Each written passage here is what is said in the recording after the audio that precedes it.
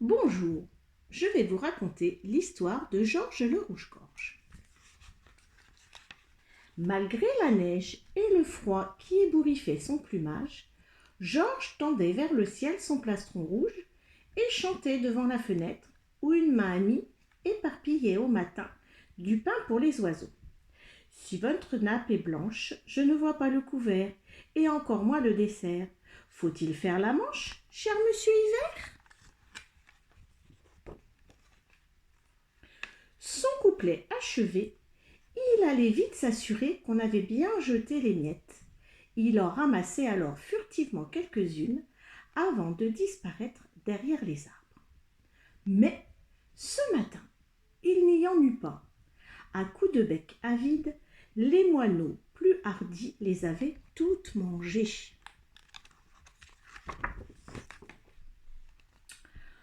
Quand notre rouge-gorge revint de bonne heure le jour suivant, il n'eut pas plus de chance.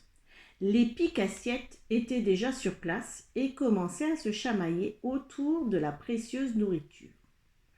Un gros merle plein de convoitises en profita pour chasser quelques convives et Georges, tout dépité, dut s'enfuir. Caché dans les buissons alentour, il aperçut Benjamin le lutin en train de dégager un étroit sentier devant sa maison enneigée. Georges se mit à le suivre en scrutant le sol avec espoir. Mais la terre était trop dure pour en tirer le moindre ver, et le petit bonhomme bien trop occupé. « J'ai autre chose à faire que de semer des graines en hiver, grommela-t-il dans sa barbe givrée.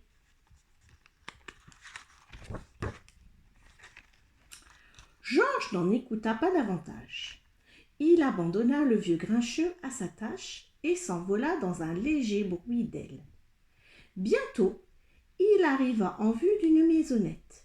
« Une petite miette, implora-t-il en tapant au carreau de la fenêtre. Il ignorait sans doute que Mireille vivait là, et qu'en cette saison, elle dormait profondément. Aussi répéta-t-il ses appels avec insistance, jusqu'à ce que l'abeille ouvrit la fenêtre et la referma sur un « J'ai déjà donné », fatigué.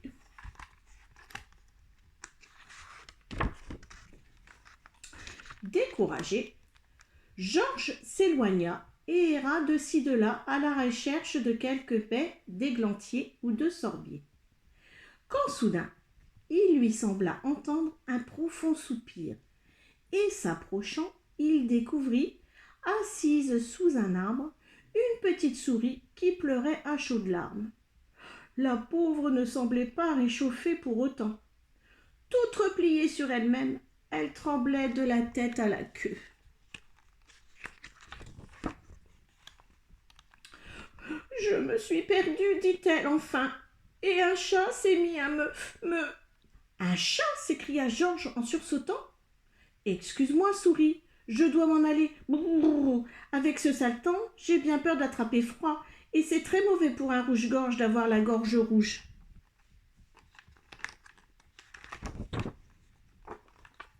« Oh, je t'en prie, il faut vraiment que je rentre chez moi, supplia-t-elle. »« Bon, alors dépêche-toi, répondit Georges.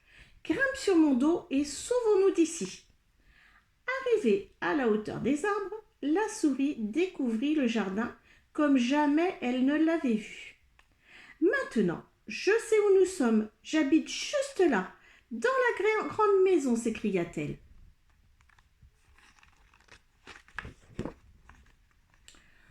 Georges la déposa et elle courut vite le long du mur.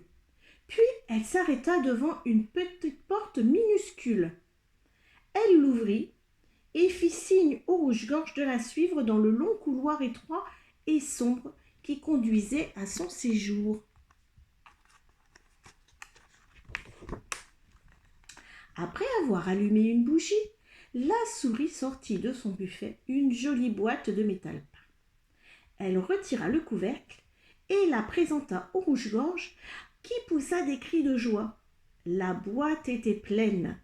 La souris avait ramassé des miettes un peu partout dans la maison, des petits bouts de gâteau trouvés dans le salon, des lichettes de brioche et de croissants oubliées dans un lit, des miettes de cake volées dans un placard. Georges en prit une, puis deux, et, encouragé par la souris qui insistait, il mangea sans retenue. « Reprenez-en, reprenez-en, monsieur le rouge-gorge !» Et quand la boîte fut presque vide, son hôtesse le rassura.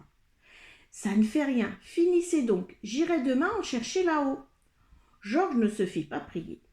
Il picora les dernières miettes. Puis, de sa douce voix, il remercia la souris par un chant de Noël.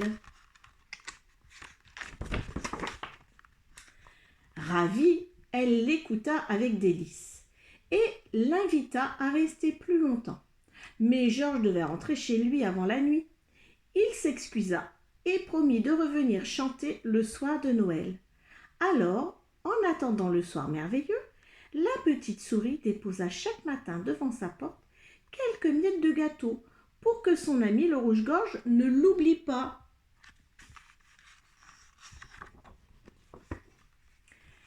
Voilà, l'histoire est terminée. Nous allons chanter la fourmi. La fourmi m'a piqué la main, la coquine, la coquine. La fourmi m'a piqué la main, la coquine, elle avait faim. On coule du vinaigre, glou, glou, glou, glou, glou, glou, glou. On soigne et on fait un bisou magique. Au revoir, à demain.